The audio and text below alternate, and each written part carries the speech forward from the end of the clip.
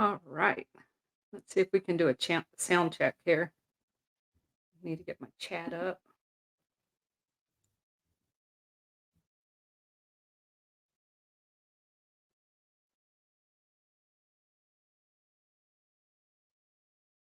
Where's my chat?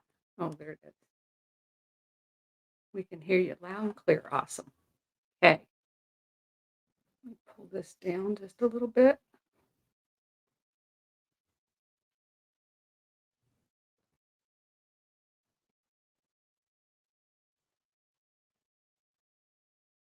There we go. Need to make this big so I can see all my chat. Okay. We got a couple minutes. Um, what is the time? 1 minute. Wow. It's been a crazy couple days, huh? That's what you get when you step out in the arena. Things get very interesting. So, um, anyway, glad everyone is here. Hope you enjoy this segment. We're on chapter 9 of The Empire on which the Black Sun never set. And it's an oldie but goodie.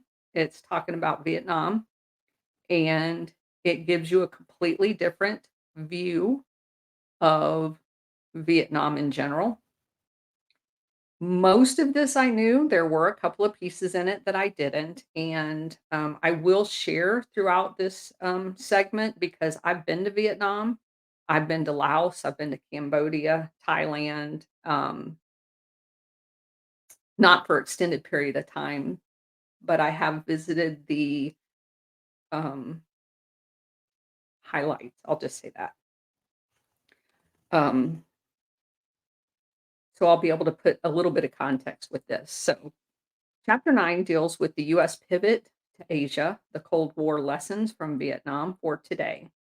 And it starts off with quoting the book that Colonel Fletcher Prouty wrote called JFK, the CIA, Vietnam, and the Plot to Assassinate JFK. And in it, he is saying the CIA was used to instigate psyops and paramilitary activities in Vietnam to create the pretext required for an open declaration of war and for the entry of the US military into a 20-year long meat grinder, which, of course, that's true. Colonel Prouty, for anyone who's just coming in, was a liaison between the Joint Chiefs of Staff under Kennedy. Um, He's an Air Force colonel with the CIA. This strategy was not just reserved for Vietnam, although that's the area, and I will make a couple of comparisons as we go through. General U.S. foreign policy in all regions that were considered threats to the American foreign interest within the Cold War grand strategy, as seen under the dictatorship of Dulles brothers, is what they used for, an excuse is basically, what they're talking about. Anything that ran contrary to the New World Order instituting basically international fascism was going to be rectified using US military and CIA assets. Any country that held views that were not aligned with would not simply be invaded in most scenarios, but rather the ground would need to be prepared to create the justification for direct military invasion. And Colonel Prouty's words was fake it till you make it. And basically that's what they did. They set up the situation. And in Vietnam, it is just so clear once you understand what they were doing that that's exactly what they did.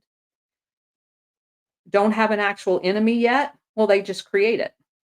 So just split your paramilitary teams into good guys and bad guys, and you just make them pretend like they're fighting for the VIPs, and that the opposing forces are extremely dangerous and made up of extremists, kind of like January 6th, right? If you don't have the extremists, you make them and you dress them up like the as if they're the co- enemy. How this tactic was also used in the Philippines, resulting in the election of Ramo Masasa, who was declared a hero against a non existent enemy. In fact, the Filipino elite units were also trained by the CIA during the period during the same period and were brought into Vietnam to enact the very same tactics. Prouty is quoted as saying, I have been to such training programs. They are held on U.S. military bases where identical tactics are taught to the Americans as well as the foreigners. He goes on to say that basically CIA super agent Edward Lansdale, the man in charge of the CIA Saigon military mission, his same men were used in the Philippines and in Indochina. So they bring them here, they train them, and then they let them loose on innocent civilians. And these tactics has been used as basically clandestine warfare. Such mock battles and mock attacks on native villages were staged countless times in Indochina for the benefit of visiting dignitaries such as John McCone, who is the CIA director that replaced Allen Dulles when Kennedy fired him. So if you had congressional delegations or anybody, if they wanted to make them think that there was an enemy, they would just dress up like the enemy and pretend.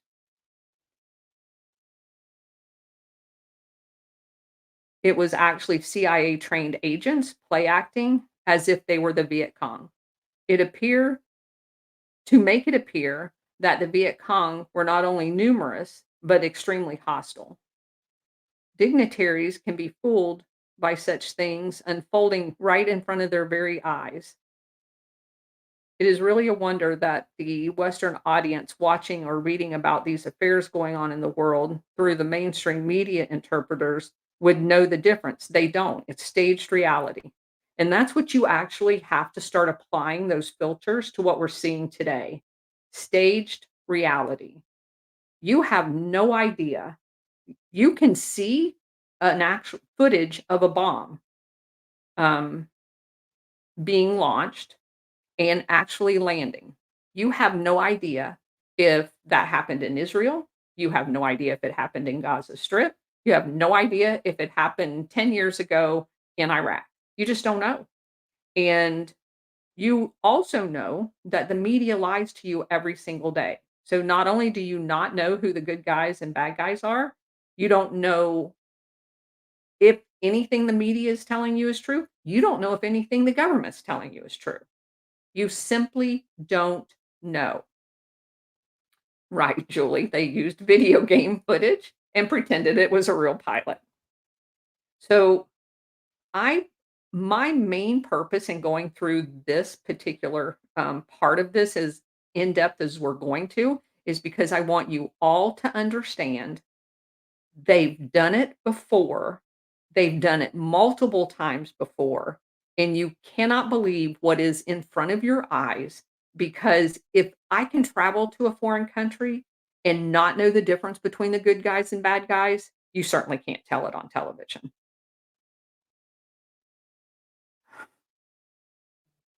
So,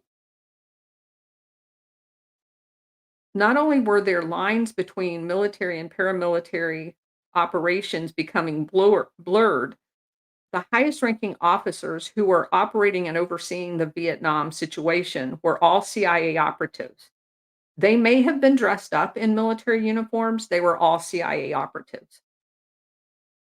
The US ambassador at the time to South Vietnam was Henry Cabot Lodge. Um, Very interesting guy. Prouty mentions him in his book, quoted as saying, Lodge had, since 1945, been one of the most important agents of the OSS and later the CIA in the Far East. His orders came directly from the agency. So Another point that will come up here, excuse me, is that the people that ran the CIA type covert actions before the CIA existed, it didn't just start happening. Um, it's been happening for a long time, even before 1947, 48 timeframe when it was officially the CIA, because it was done by the same guy. Um, hold on. Sorry about that. I don't know what that does to my computer when that happens, but my daughter's trying to call and it come in on my computer thing too, and my picture just went poof, it was gone. Um, so anyway, the CIA Frank Wisner, Wisner, was in charge of the covert operations, and they were done via the State Department even before. That was during the World War II. So the CIA isn't the beginning of it. Just want to make that clear. So Lodge was best friends with Teddy Roosevelt growing up. He was brought into the role as ambassador August 26, 1963, specifically to remove, let's see, I wrote that down. No Din Dim, president of the Republic of Vietnam, South Vietnam, who was seeking a peaceful resolution to the conflict at that point. He was killed 2 months later after Lodge got into the theater. Um, Along with his brother. They were assassinated, and they were assassinated because they were not going along with their script. So, Lodge basically came in to create the coup. Another author, Kruger, writes, "Indochina remained Cohen's, EIN's base of operations after World War II and became the top U.S. expert on the area.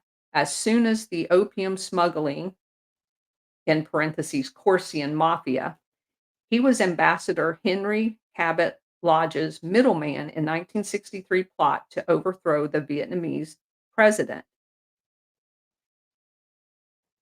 And we just talked about him being assassinated. So, what's going to be, and it goes on to say a decade later, Cohen and Howard Hunt would be working for the Nixon administration plumbers and would attempt to make it appear as if the plot had been a JFK ordered scenario, which of course we know it wasn't because JFK had already written national security memorandum saying he was pulling everybody out.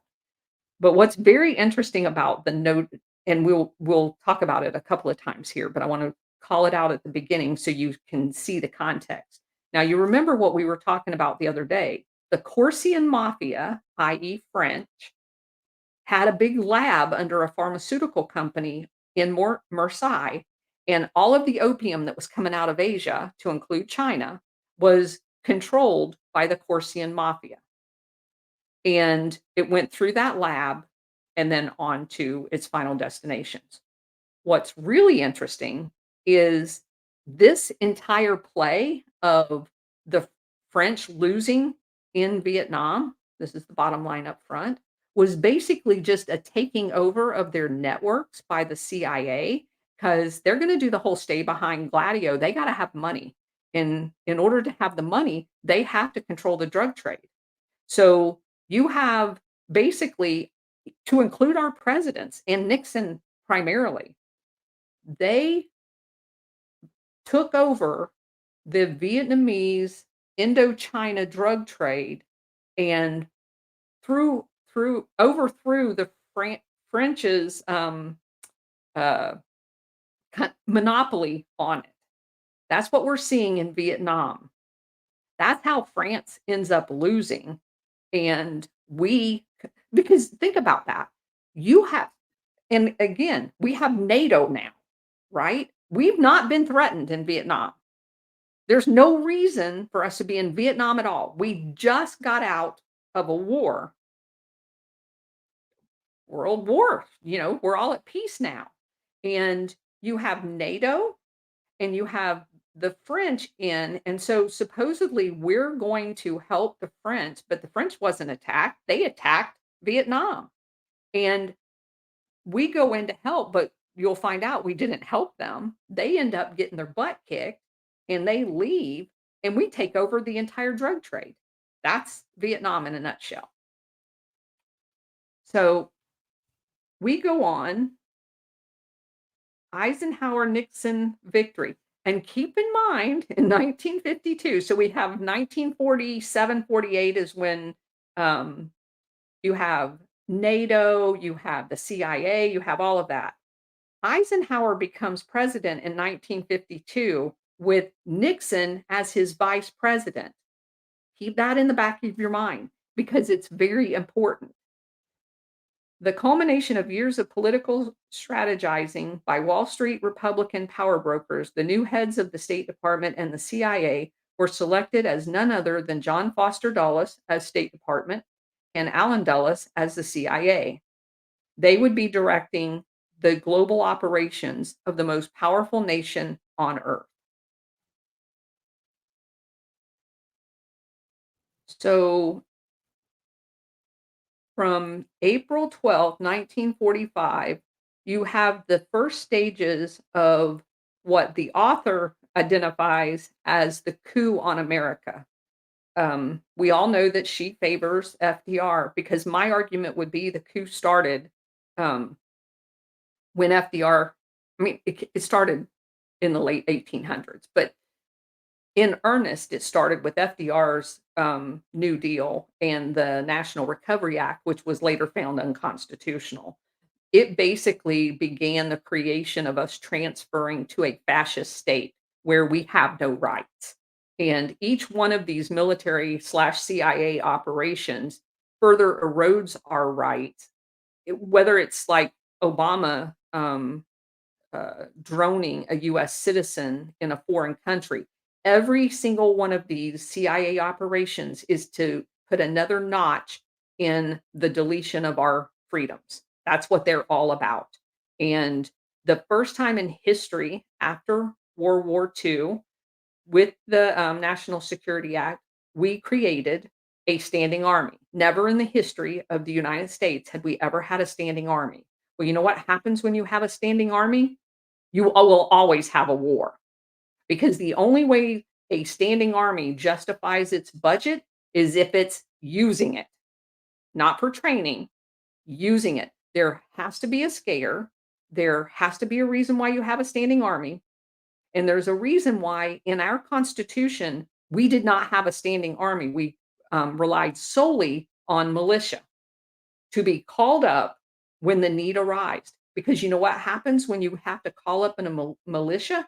It affects every single citizen in the United States. It isn't some poor kid like me who enlisted because the only way I could get a college education was enlisting in the United States military. And it's only one of me from my high school. And so if I go someplace and get killed, the numbers aren't nearly as overwhelming as if you call up entire guard and reserve units that are not on active duty 24/7 and you have decimated, and we saw that after 9/11 when we were trying to call fire units and police units out of uh, cities because we were decimating their entire fire department, and there was a lot of pushback. And anytime that that happens, that's how you know that your citizens are supporting the war effort, and that's very important. And them creating a standing army was an end run around all of that. So the author goes on and talks about the new legislation because anytime we do something like this, we also have to have new legislation. After when Truman came in, they reorganized all of the military or the department of the U.S. government altogether.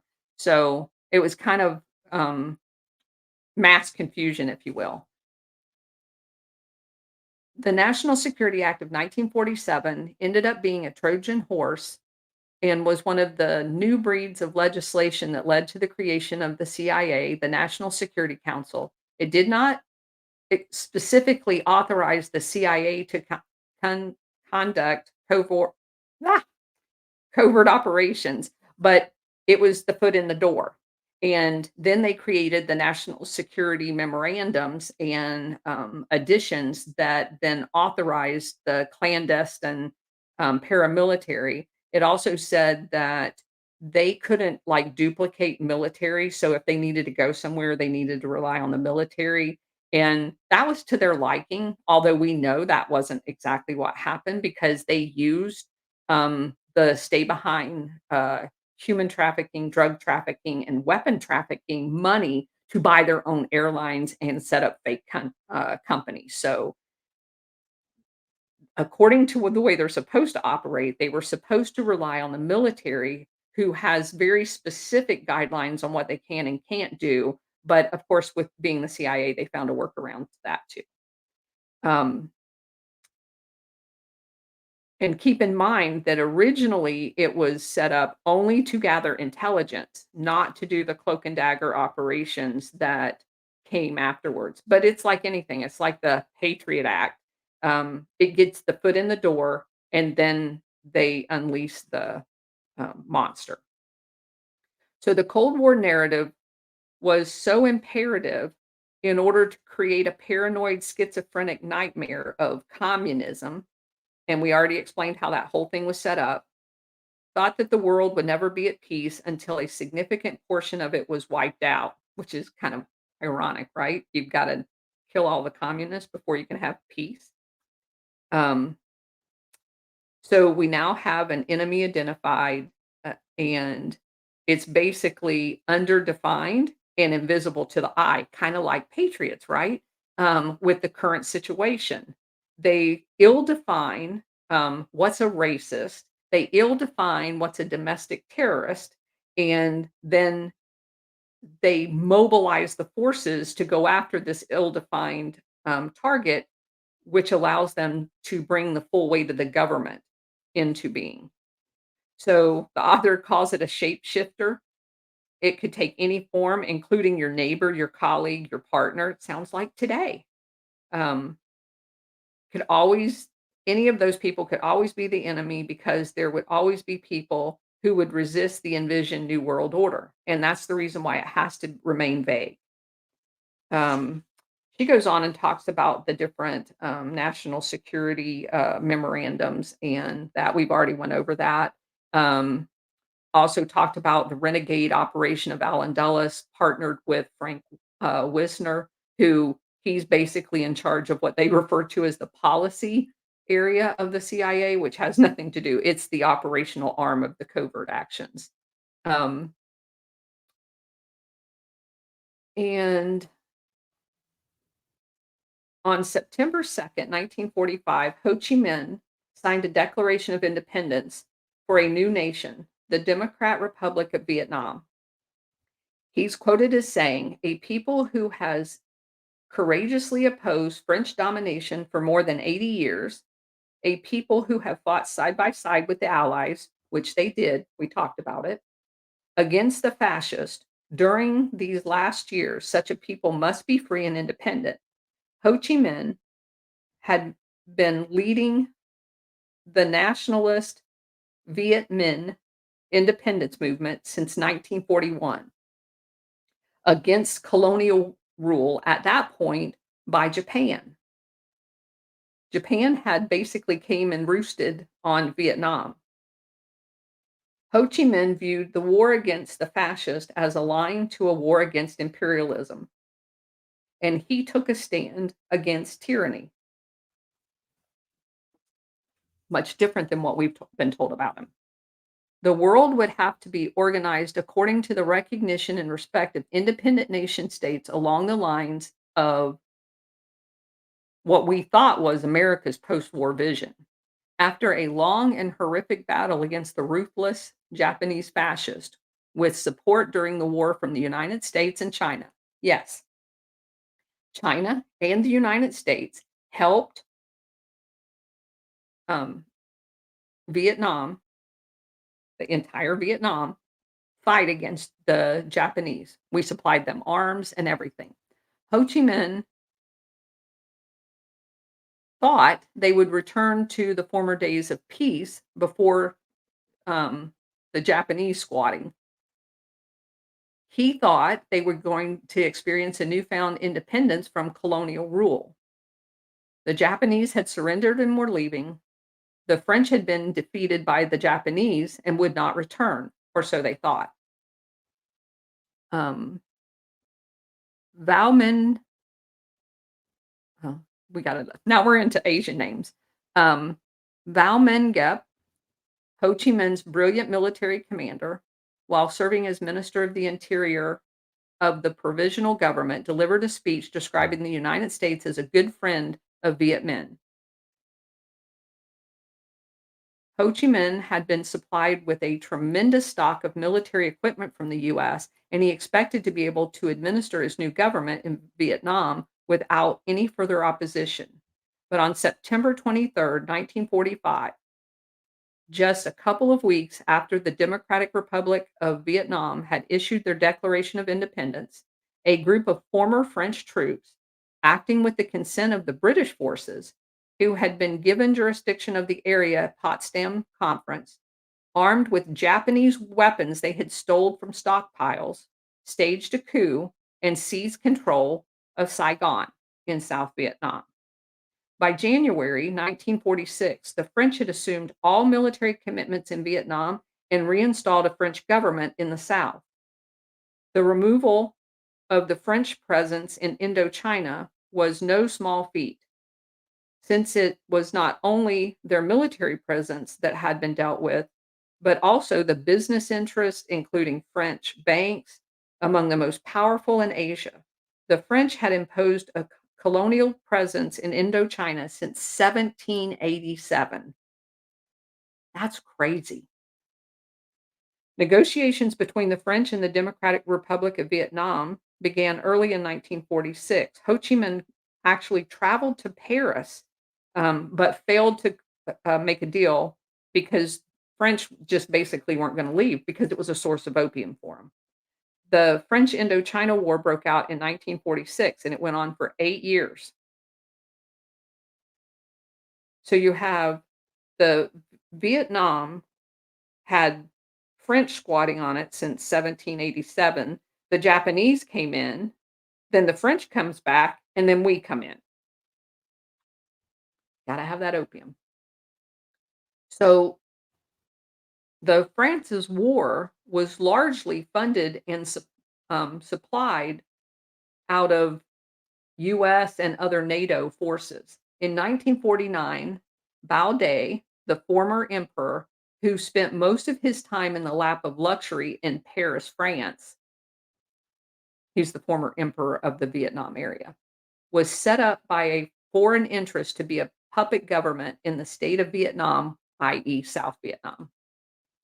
So by May of 1950, Secretary of State Dean Atkinson announced that the US would give both of the economic and military aid to France and the state of Vietnam against the former partner, Ho Chi Minh. The value of this assistance surpassed $3 billion, and this is 1950. There was never any official reason why the US changed its allegiance from Ho Chi Minh to the French colonial interest, but of course they screamed communist, which he was not. He was a nationalist. He believed that Vietnam should be independent of imperial interest. And for that, you get a war. It was his nationalism that could not be tolerated in this area.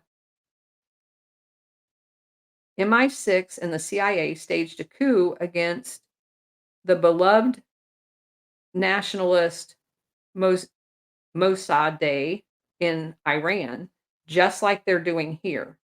You're not allowed to be a nationalist in the world. You have to be under the control of the New World Order. Non-communist who held, so they're talking about the guy in Iran, not a communist, had a PhD in law, and had been educated in many of the countries that later tried to take issue with him. And it's basically just another way of them inserting themselves when people don't do what the New World Order wants them to. So Ho Chi Minh was now regarded. Hold on a second. Ho Chi Minh was now regarded as an enemy under the revamped US foreign policy because he's a communist. Actually, he's just against the imperial New World Order. So we set up a Saigon military mission under President Eisenhower. I got to tell you, all of this investigation and research has really soured me on Eisenhower. He was just truly either a dunce or complicit to let all this crap go on in his administration. January 14th, 1954, 6 days after the president's um, statement against entry of the U.S. armed forces in Indochina, Secretary of State John Foster Dulles says, and I quote, "Despite everything that we do, there remains a possibility that the French position in Indochina will collapse. If this happens and the French were thrown out, it would, of course, become the responsibility of the victorious Viet Minh to set up a government and maintain order in Vietnam. I do not believe that it is contingent in this contingency, this country, the US, could simply say, too bad, we're licked, and that's the end of it. Thus, John Foster Dulles, the Secretary of State, has already planted the flag that we're going in. It was understood, and it's kind of like pre programming. It was understood that the US would not engage in open warfare against the Viet Minh. However, it would carry out clandestine operations against Ho Chi Minh. And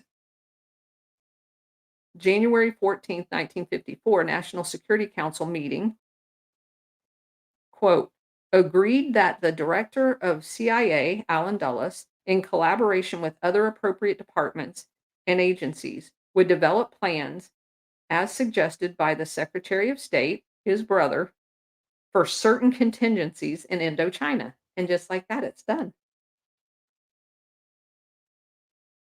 So basically, the Vietnam War starts and our involvement in it with the Dulles brothers. Alan Dulles selected Colonel Lansdale to head the team that was going to deploy to Vietnam to raise hell. Edward Lansdale, chief of the military Saigon mission,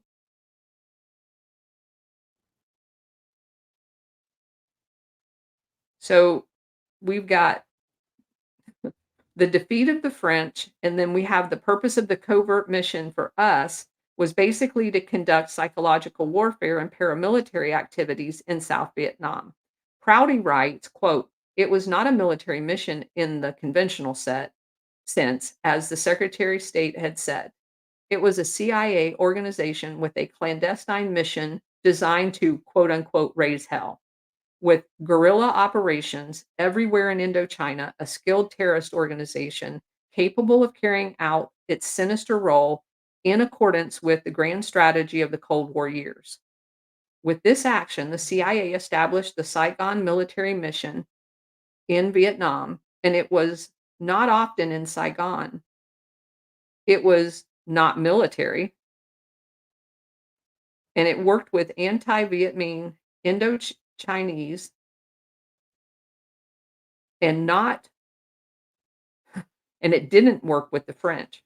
The CIA unit was not going to win the war for the French. As we learned the hard way later on, it was not going to win the war for the South Vietnam either, but it wasn't supposed to. It's there to protect the poppy fields. That's why we were there. And Prouty goes on and talks about excuse me, Daniel Genser who wrote NATO Secret Armies, another book about Gladio, talks about the U.S. Green Berets' genocidal role in the Khmer Rouge in Cambodia after contact had been established by Ray Klein, a senior CIA agent and special advisor to U.S. President Reagan later on. When the Iran Contra scandal got underway in 1983, Reagan, fearing another unpleasant exposure, asked British Prime Minister Margaret Thatcher to take over, who sent SAS, Special Air Service military, which is basically their special forces, to train Pol Pot's forces. We were training the communists, and there is no argument that Pol Pot was a communist. We first went to Thailand in 1984. Senior officers of the SAS would later testify. The Yanks and us worked together. We're close, like brothers. We didn't like it any more than they did. We trained the Khmer Rouge in a lot of technical stuff. At first, we wanted to go into the villages and just chop people up. We told them to go easy, but they still did it. A lot of us would change sides given half a chance. That's how pissed off we were. We hate being mixed up with Pol Pot. I tell you, we are soldiers, not child murderers. But Pol Pot was a child murderer. And because they bring this up in the book, I do want to tell you, and I think I mentioned it in an earlier segment, part of our trip when I was in the military to Cambodia was going to the killing fields and walking through the mass graves that Pol Pot. And here's what's interesting and what the people today don't understand. At the time, the citizens of Cambodia were told, because of what was going on in Vietnam, that they had to leave their homes because the US forces were coming to that town to bomb that. So the government tells them that the US is the boogeyman and they're going to come to their town and bomb their town. So you all have to leave. They segregated out the people and told them that, and they segregated it out by how much you knew, to include if you wore glasses, they knew you read. So they segregated people out and they told people, hey, you need to go a mile this way and dig in a trench because that's where we're going to hide. Well, they dug a trench and then they put everybody in it and killed them and then buried them. That's the killing fields. And when you walk through the killing fields today, I was there almost 20 years ago to the day. Um, there is arms, there is all kinds of body parts that stick out because of the erosion from these mass graves.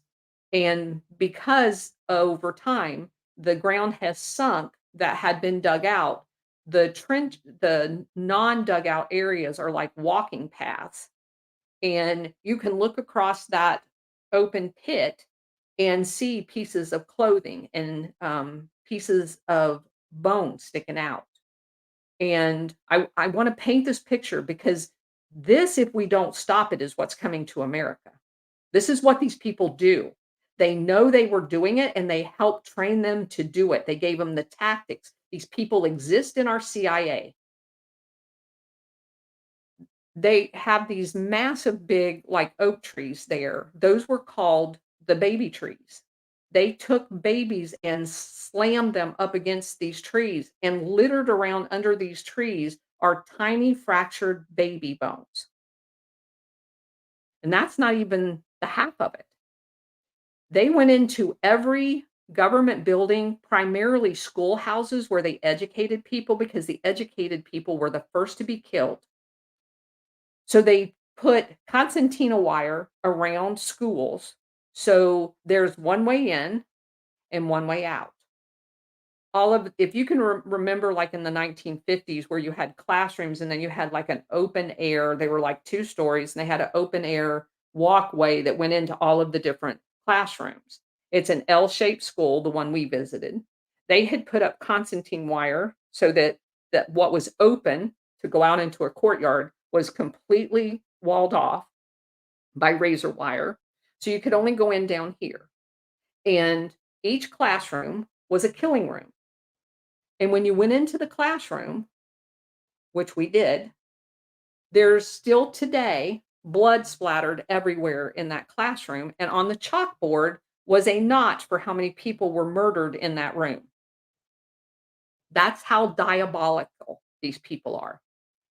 So at the end of the classroom, the whole wing down there had been turned into a museum. And one of the guys that was basically like a custodian, if you will, for his when this was all over, and because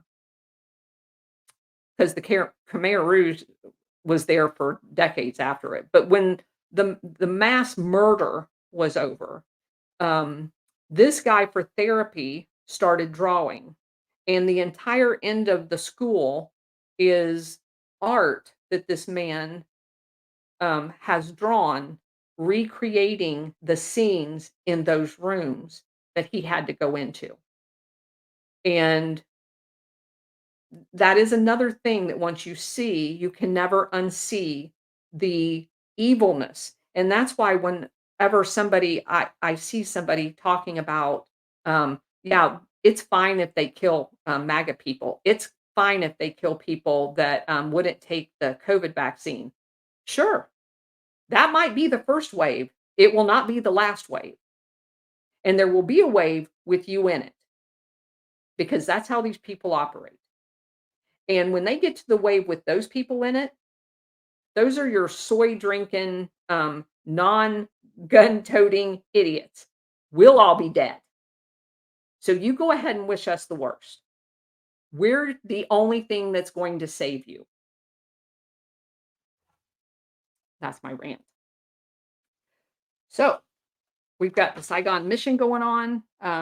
January 1954, CIA activities in Vietnam, Cambodia, Laos, uh, such as the White Cloud teams, are there even before 1954. Members of the Saigon military mission had participated in these activities much earlier than 1945, but that's when we know the military mission started.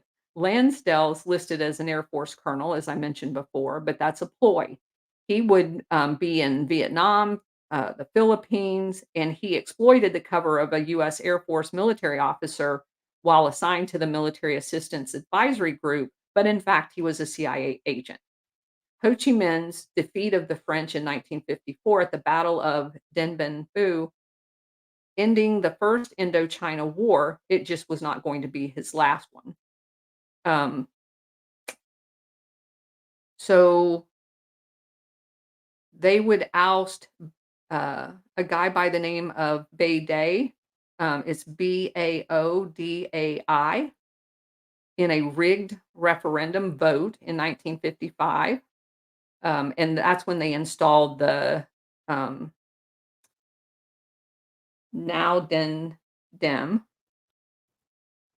as the South Vietnam president. We should take note that the Vietnam, otherwise known as Cochin China, so and this is very important. Cochin China is the southern part of Vietnam. It had been referred to that, not South Vietnam, for centuries. And it was very distinctly different than North Vietnam. It had never had a real form of government. It had never been a nation. Its existence was ancient villages for centuries with very little changing. There was no Congress, there was no police, there was no tax system. It had no function as a nation at all. Dim's government was nothing but a facade, a complete made up lie. Dim's Republic of Vietnam was treated as if it was a member of the family of nations because we were lied to. It could not stand on its own 2 feet. It could not respond to a crisis. The Vietnam War, as it's understood today, was full of oversight, but perhaps the most serious oversight is that not one of the 6 US administrations who oversaw the Vietnam War ever stated a positive American objective for the war. It was always to stop the spread of communism. And we've already established that Ho Chi Minh was not a communist. He was a nationalist. He would have been the one stopping communism because he had a border with China, not South Vietnam. It was never about stopping communism.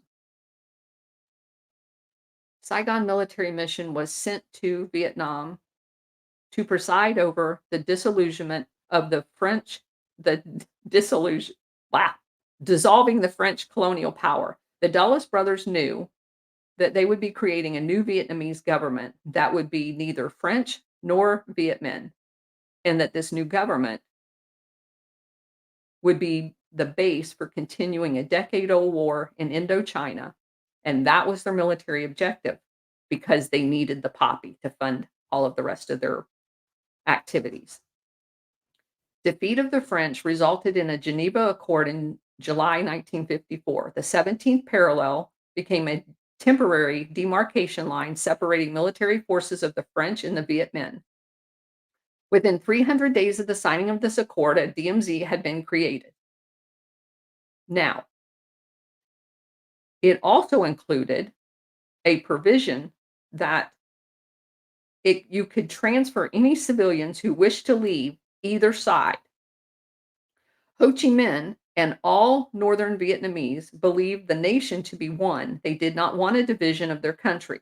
The closing article of the Geneva Agreement, number 14, quote, any civilians residing in a district controlled by one party who wish to go and live in the zone assigned to another party shall be permitted and helped to do so by the authorities in that district.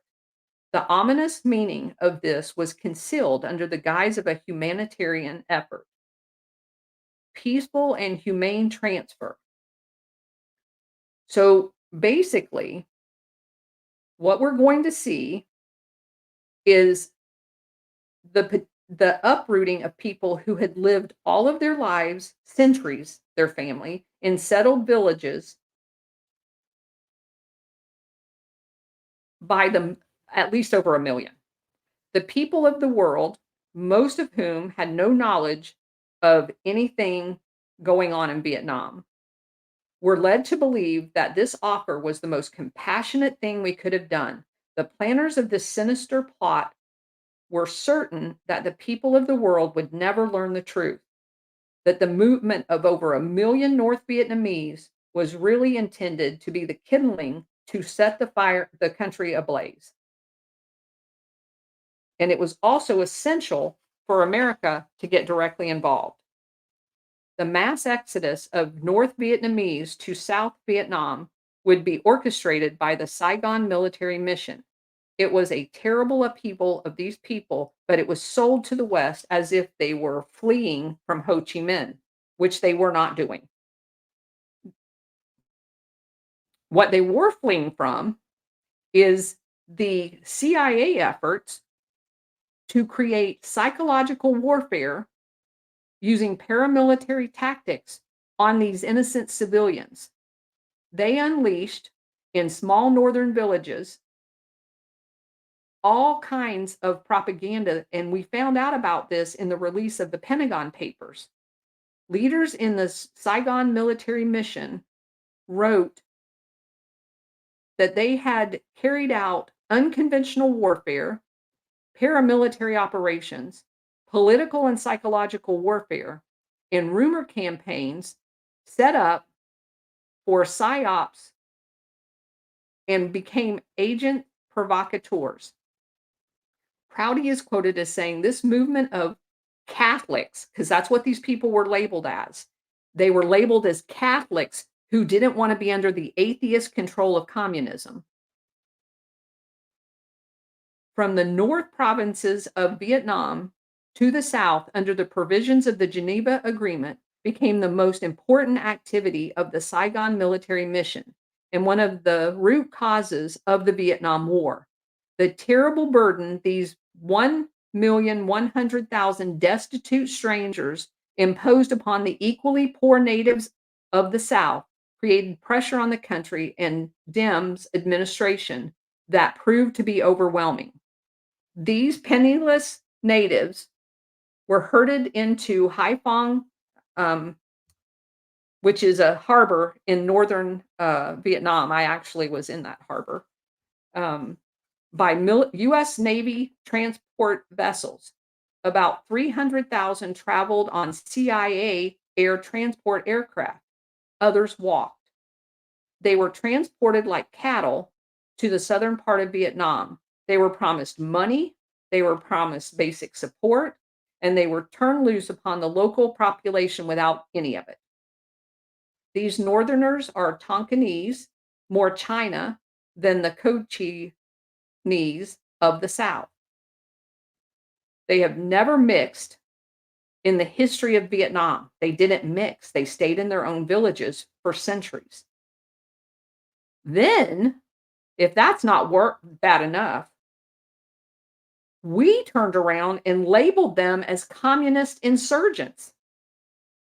We carried them down there, and then we told the American people these people were communist insurgents and had to be fought. And that's the real story of Vietnam. We create the enemy, then we go to war with our created enemy. That should just like make your head blow up. That's exactly what they did. That's the real history of the Vietnam War.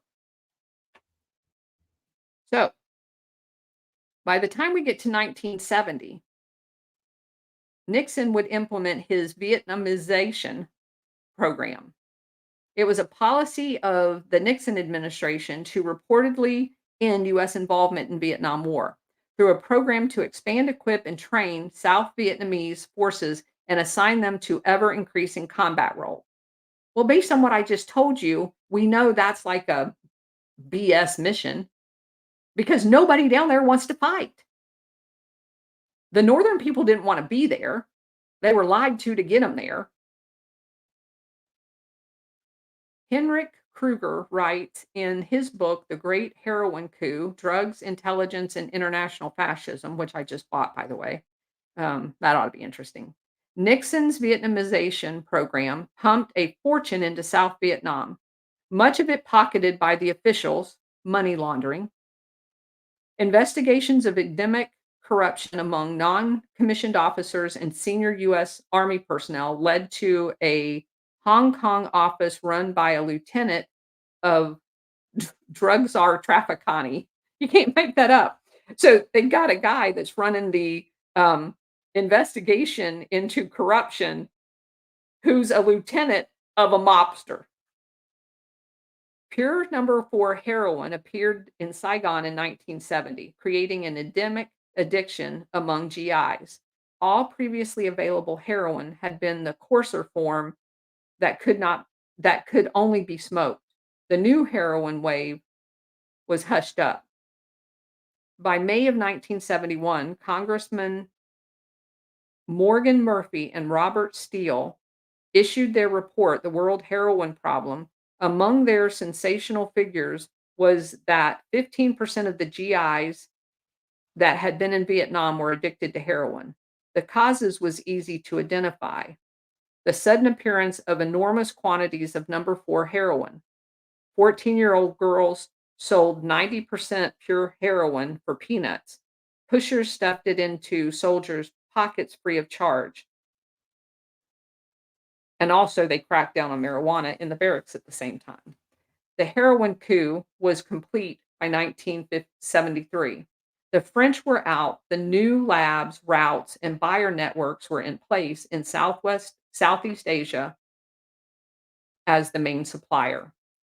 Here, is a mini history of how Vietnam was commandeered from the Corsican mafia to form a new heroin channel that turned it over to CIA NATO Gladio construct and also moved the processing to Sicily, which was within control of the NATO Gladio unit. In 1955, CIA agent Edward Lansdale began a war to liquidate the Corsican supply network. The Lansdale-Corsican vendetta lasted several years. Oddly enough, his principal informant on Corsican drug routes and connection to the former French Foreign Legionnaire was Lucien Koning, Conein, then of the CIA. He knew just about every opium field smuggler trail airstrip that the Corsican mafia used. Lansdale returned to Vietnam as a advisor to Ambassador Lodge. There was also an upheaval in the narcotics traffic, and perhaps the two were connected. CIA backed, yeah, perhaps. South Vietnam and Laotian generals became began taking over the opium traffic, and as they did so, increasing amounts of morphine and low quality heroin began showing up in the Saigon market. The first heroin refinery sprang up in Laos under the control of a general whose name I'm not even going to try to pronounce. Saigon was initially in charge of smuggling from the Laotian refineries in South Vietnam.